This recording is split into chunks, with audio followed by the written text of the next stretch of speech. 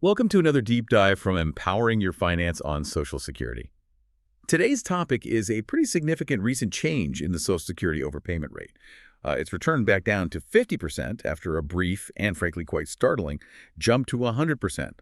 This took effect April 25, 2025. Now, a policy shift like this, it might sound technical, right? But when we're talking about your Social Security check, it can have a huge impact. So what does this rate change really mean if you receive benefits? And, what do the sources tell us about why this happened and what you really need to know? That's our mission today, to unpack these details and, understand the real-world implications. Absolutely. And what's truly fascinating here isn't just the 50% figure itself, but the sheer speed. The speed with which these policies have shifted in just the last few months and what that churning means for beneficiaries. So, yeah, we'll look at the context, the potential impact, and maybe most importantly, what options are available if you find yourself facing one of these overpayment notices. Let's start with the basics, though.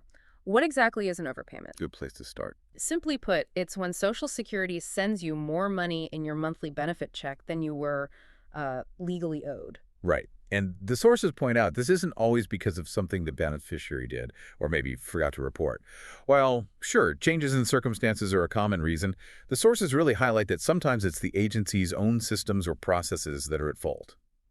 Actually, one source specifically noted that inadequate automated systems or even just manual tools within Social Security were responsible for something like 73,000 overpayments just in 2022 alone. 73,000. That statistic about agency errors, well, it's really striking, isn't it? It is. It immediately makes you question the fairness of really aggressive recovery policies when the agency itself might be the cause. And it's also important to understand Social Security isn't just one thing. It includes different programs. The overpayment policy changes we're diving into today, they primarily affect what are called Title II benefits. Okay, Title II. Yeah, so that covers retirement, survivors, and disability insurance, often known as SSDI. Got it. Supplemental Security Income, or SSI, that has a different overpayment withholding rate. It's been 10%, and it has remained at 10%. It isn't impacted by these recent shifts we're talking about. Okay, that's a key distinction. So SSI is steady at 10%. Now, let's talk about this recent history because, wow, it really has been a whirlwind trying to keep up with these changes, hasn't it? According to the sources, anyway. It certainly has. A dramatic few months, really. For a while there, under the previous administration, the default rate for recovering these overpayments, it was capped at 10% of the monthly check. Or $10, right? Whichever was more. Whichever was greater, exactly. And that was a policy specifically designed to protect beneficiaries from, severe financial hardship. Right. And then it felt like it happened almost overnight. That policy changed dramatically.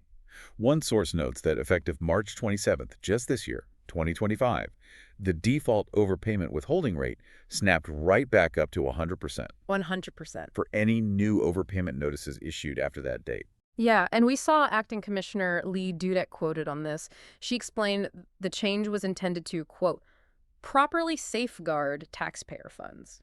The idea was to restore a policy from much earlier administrations, and it was projected to save something like $7 billion over a decade. So the focus there was pretty clearly on fiscal responsibility from the agency's perspective. Okay, but here's where it gets really interesting, and it just shows how fast things were moving. Yeah. Just weeks after that 100% rate was announced, another reversal. Another one. Yeah.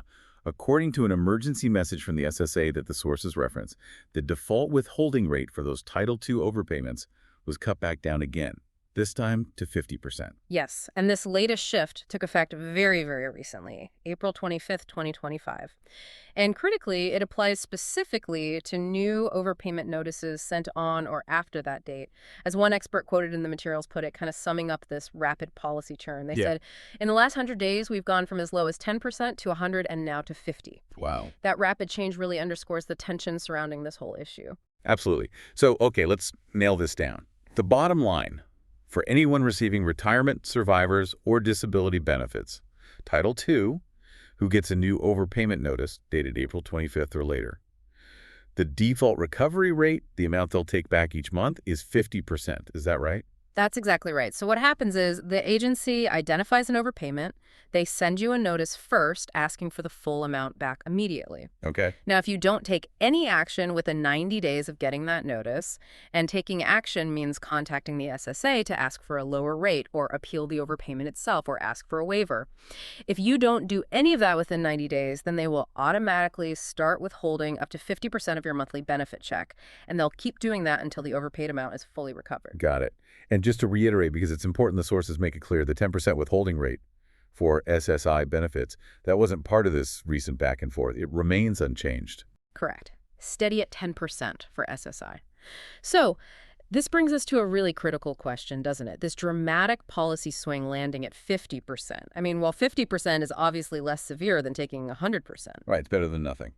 It is, but what is the actual impact on someone who suddenly loses half of their Social Security check? Yeah, and this is where the sources get, frankly, deeply concerning. Experts quoted highlight that even a 50% reduction can be incredibly difficult, devastating even for beneficiaries. Kate Lang from Justice and Aging is quoted saying that, while, yes, it's better not to lose all of your income, losing half is still, quote, going to be devastating and can still result in people becoming homeless. Homeless, wow. Especially if they rely on these benefits, to cover fundamental costs like rent or their mortgage or food. Basic necessities. And Richard Fiesta from the Alliance for Retired Americans, he echoed that concern. He stated that losing 50% could put them into immediate economic hardship. He also brought up that crucial point we touched on earlier, that often these overpayments weren't even the beneficiary's fault in the first place. Exactly. And facing severe hardship because of, say, agency errors or maybe processing delays, that seems inherently unfair to a lot of people. It really does. And when you look at the numbers, how much people actually rely on Social Security, the potential severity of this 50% rate becomes even clearer. One source points out that about one-third of recipients depend on their monthly check for at least 75% of their total income. 75%. Yeah. And for those on SSDI, disability who, as noted, would sometimes face these overpayments due to really complex rules around reporting work income, about a fifth of them rely on benefits for almost all of their income. Almost all. So if you are in that position, or maybe you know someone who is, losing half of that absolutely essential income, well, it's far from a minor inconvenience. It's potentially a significant financial crisis. Okay, but there is some potential good news here. The important takeaway is that if you do receive an overpayment notice, you're not completely without options, according to the sources. Absolutely not. The critical thing, the absolute most important thing, is to act. Act within that 90-day window after you get the notice. 90 days, okay. Yes, you need to contact the SSA. You can do that for a few key reasons. First, you can request a lower recovery rate than that default 50%, especially if losing half your income would cause you significant financial hardship. You can negotiate. Okay. Second, you can appeal the decision itself. If you believe Social Security is actually incorrect and you weren't really overpaid, or maybe if the overpayment wasn't your fault. Right. Challenge the finding. Exactly. And third, you can request a waiver of repayment. This is basically asking the SSA to forgive the debt entirely because repaying it would cause you financial hardship. And the sources do clarify that the SSA will generally stop collecting payments while an appeal or a waiver request is being reviewed, so that buys you some time. That's good to know. They pause collection. However, one challenge the sources highlight is that actually navigating these options, it can be difficult. Yeah, that's true. They mention there can be, quote, a lot of discretion among individual SSA employees when they're evaluating repayment terms or looking at waiver requests. Which could lead to inconsistent outcomes, right? Depending on who you talk to. Exactly. Plus, just the practical side, getting through to the SSA on the phone or getting an appointment at a local office within that 90-day deadline, that can be a huge hurdle for many people. Definitely a barrier. Okay. So let's try and bring this all together, wrap it up based on what we've seen in the sources today. Social Security's default overpayment withholding rate for Title II benefits, that's retirement, survivors, and disability, it went on this really quick journey from a 10% cap up to 100%, and now it's back down to 50%. And that 50% rate is effective as of April 25, 2025, but only for new notices. Right. And while that return to 50% is certainly a step back from the immediate and total cut of 100%. Which was pretty drastic. Very.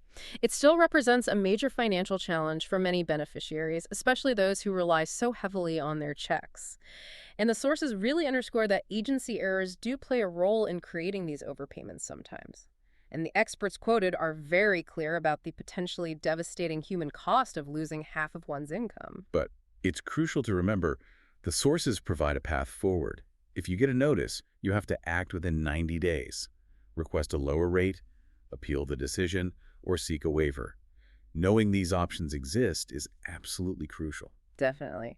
And thinking about these rapid policy shifts, from 10 to 100 down to 50, and considering the impact on beneficiaries, here's maybe something provocative to consider based on everything we've discussed. How should Social Security best balance that goal of safeguarding taxpayer funds with the very real responsibility to protect vulnerable individuals, especially when, as we've seen, the overpayments might actually originate from the agency itself? That's a tough balance. It's a really complex tension, and it's highlighted by, well, everything we've just talked about. Indeed. Well, we certainly hope this deep dive has helped illuminate these recent changes to Social Security overpayment recovery. Navigating personal finance, especially complex topics like this one, is absolutely crucial for your financial well-being. For more information, resources, strategies, and tools designed to empower your financial journey, please visit Empowering Your Finance.